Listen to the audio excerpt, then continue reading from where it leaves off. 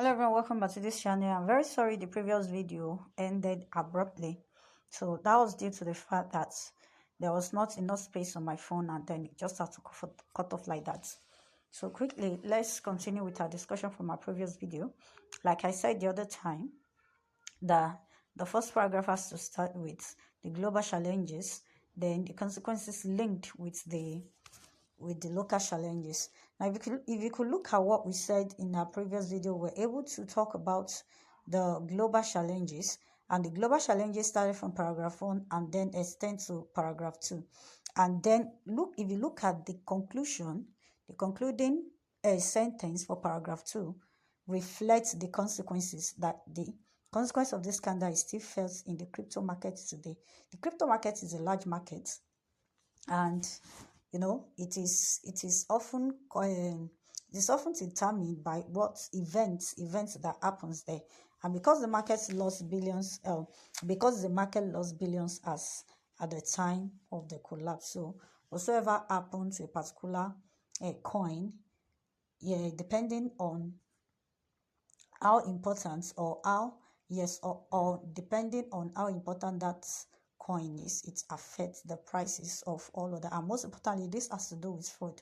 So a lot of people will be quite careful, because a lot of people lost their money to the fraud that happened. So okay, I've been able to show the consequences. Now I want to link to the local challenges within my own scope of study. Now, like I said, your scope of study could be Nigeria, could be Ghana, could be US, could be UK, could be Canada, could be Sub-Saharan Africa, could be anything. But for this particular topic, the scope of study has to do with multinational enterprises in Nigeria.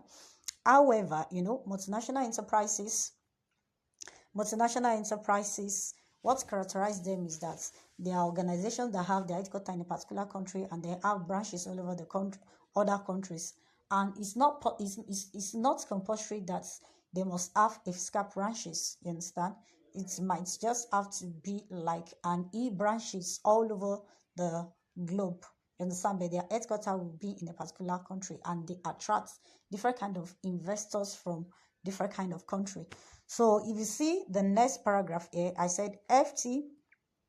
As you can see here, FTX exchange can be likened to multinational enterprises here because of the characteristics it has. A global investors, though its headquarters was in USA at that time, but then they have global investors, people that were buying FTX coin.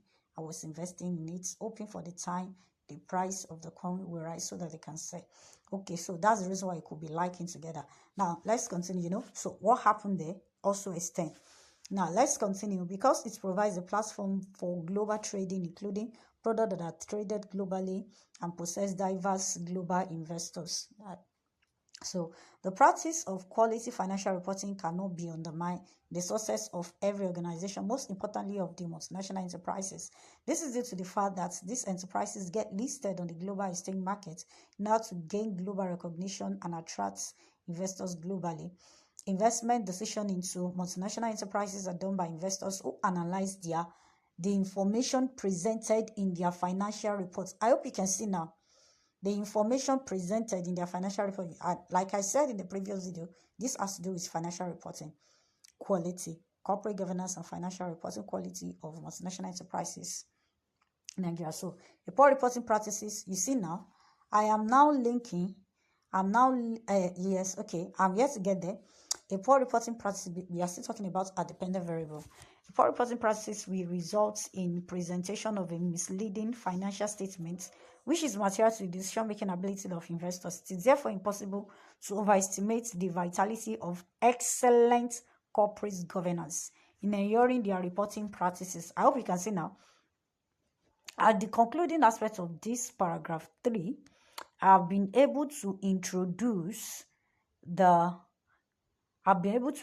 independent variable, which is corporate governance. Now, I want to talk about how the independent variable is going to provide solution to the dependent variable. In what way? Okay, so let's continue. The existence of sound corporate governance mechanism ensure the establishment of sound procedure. It preserves transparency within an organization and guarantees compliance to established procedures. and explain. So, as explained by Cabo 2023, the value of corporate governance in the management of financial reporting cannot be exaggerated. With the existence of excellent corporate governance in an organization, fraud and poor management can be eradicated while also ensuring that investors have access to a clear, reliable, and true picture of the current state of events. By the adherence to ethical standards such as honesty and integrity in financial reporting disclosure, organizations can develop comprehensive strategies that will assist them to comply with regulatory requirements, tackle problems before they occur, and reduces the high cost associated with corporate governance, with governance control oversight. I hope you can see how I briefly talk about how corporate governance can provide solution to the problem with reporting quality. And I hope you can note here that I wasn't talking about corporate governance is this. I wasn't divining, you understand? I was just discussing. I just highlight by showing them. You see, I was showing them the existence, what the existence of a good sound corporate governance could do. You understand the advantages it's preferred to, the different kind of advantages in different kind of way it gives organization in the management of whatsoever they want to manage. And corporate governance goes beyond the reporting quality. It cuts across different kind of things. So what I want to highlight there is that I wasn't divining. I wasn't saying what corporate governance is this person divide corporate governance. No, all those things were done in your literature review, which is your chapter 2. So like I said in your chapter 1, the introductory aspect, all you need to do is to show. You are showing them what is going on. You're showing, like I showed you were just showing them. You have nothing, and you're showing is through discussion. You have nothing to do with divination, or it's not about conceptual review. Like you've done that in your chapter 2. All right, so let's continue. It's still extend, because this time around we want to talk about what others have done, what they didn't do, and what the study wanted to cover. Okay, so let's continue. The Management Board of Directors Audit Committee of Organization must ensure that healthy financial reporting practices is adopted. No, all these people that I talk about are the ones that constitute the corporate governance of an organization. So the scholar of all material information, the establishment of clear policy as regards to conflict of interest, acting in fairness and allocation of adequate resources to monitor activities, implementation of sound risk management procedures, fostering effective communication, and providing an environment for independent oversight all represents the core tendency of corporate governance. So this is still showing the importance of corporate governance and how it could provide solutions to the dependent variables. So the peculiarity of multinational enterprises is such that they have become a vital aspect of global economy that can never be ignored. Due to this, there has been a slight difference between their corporate governance when compared to normal companies. What I was trying to do here is that I was trying to show the difference in this concluding the concluding statements of this particular paragraph. I was trying to introduce what others has done and what they are here to do. You understand? I'm done with talking about how corporate governance could provide solution to the dependent variable now. But a lot of studies has been done on corporate governance, but a very few study exists on multinational enterprise. So why is it like that? That's what I'm trying to bring here now. I'm trying to introduce what people has done, what they've not do, and then where is my own gap coming in. Then I want you to know something before I move on. Like when I was showing how corporate governance, that is the independent variable, can provide solutions to the dependent variable, I hope you can see that I'm citing, yes, those are the things people have said and written concerning the work, how the independent variable can can provide solution to the dependent variable. So let's continue now, bringing in our gap bit by bit the way we are introducing. Okay, let's continue to the next paragraph. So Lu and Liang Khan 2019 highlighted that corporate governance goals in multinational enterprises goes beyond cost minimization and optimization efficiency, which is the center of corporate governance in other organizations aside multinational enterprises, but focus more on stable relationship between the parent companies and the subsidiaries, collaborative governance between parent and subsidiary companies, and the conflict of interest between parent and subsidiary company. So that's what their own corporate governance is all about. So due to this, Gulera et al. 2019 established that past study on the corporate governance of multinational enterprises has revealed three distinct research themes which center on distribution of power, rights, and responsibility among different stakeholders in the parent and subsidiary company, and assessments of risk in foreign markets by multinational enterprises, and how the existence of multinational enterprises across multiple national contexts affects their corporate governance preferences. With that, I've introduced what has been done on that particular topic. Now, let's continue. This study was, however, conducted in the 1990s and 2015. Research study on corporate governance of multinational enterprises focused on the review of existing studies and opportunities for future research.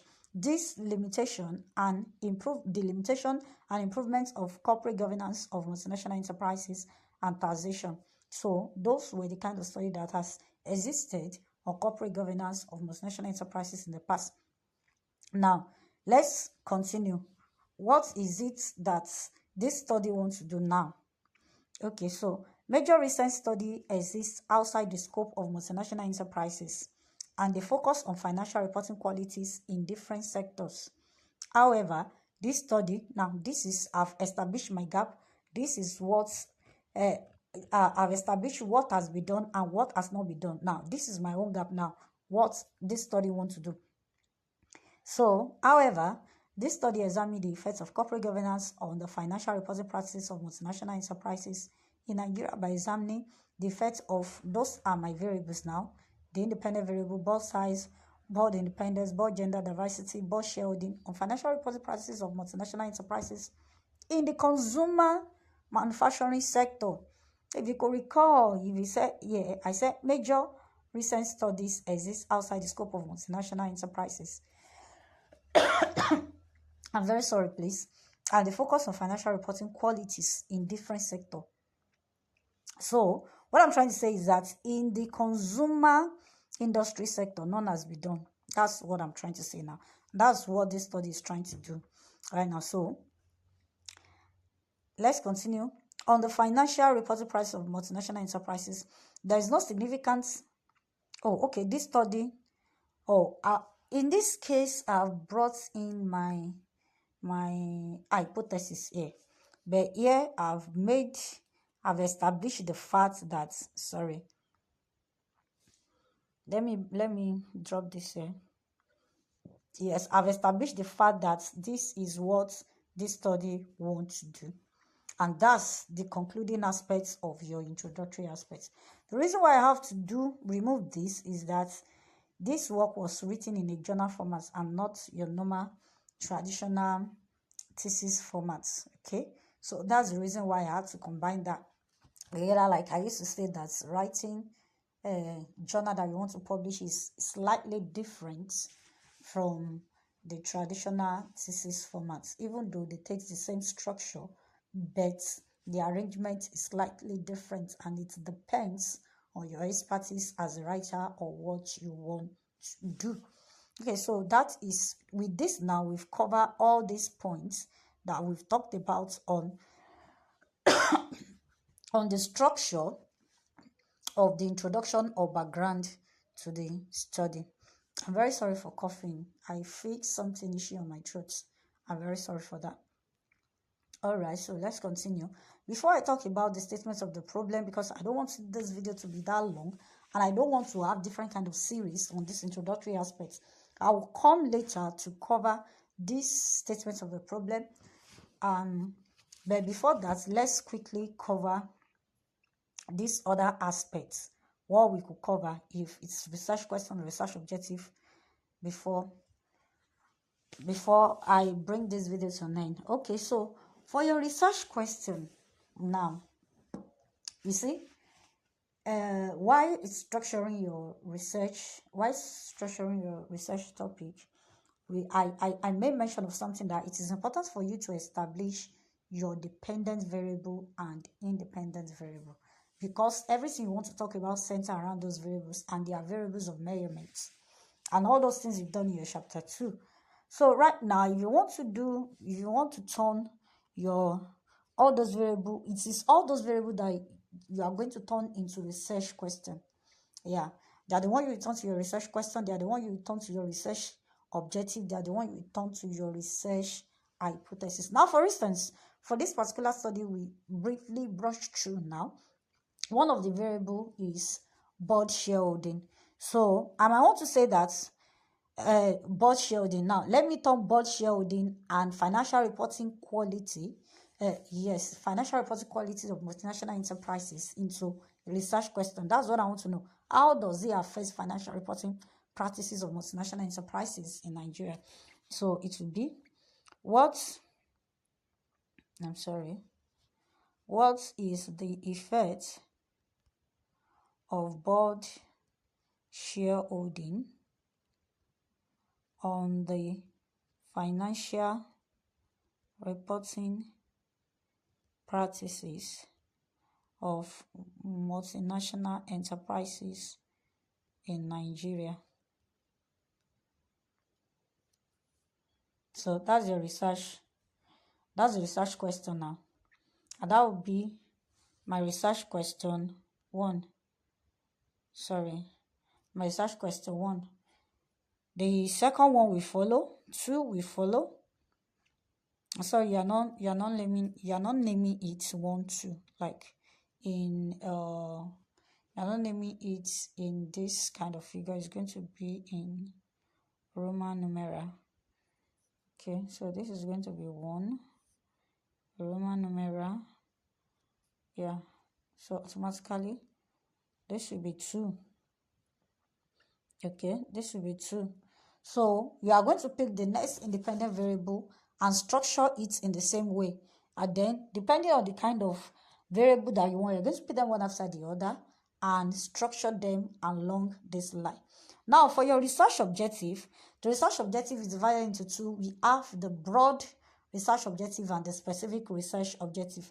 The broad research objective centers around your topic, while the specific research objective now centers specifically on your variable. Now, for instance, the research objective is also called the aim of the study. Please, in case your own format in your school is not using research objective, it could be research objective or aim of the study. So please kindly note that. Please, is quite important. The aim of the study. All right, so what are we trying to do here? I said it's divided into 2, the broad and the specific. So you might say, for the broad now, I want to write this study intends to examine the effects of corporate governance. Let me just write this in small. Corporate governance, CG, on the financial reporting quality. How we can see now, that's of multinational enterprises in Nigeria. See, now that's the broad objective. For the specific objective now, we say specifically the study intends to, now you come here, number 1, writing in Roman numerals, examine the, I'll be turning the first independent variable here to objective now. Examine the effects of board shareholding on the financial reporting quality of multinational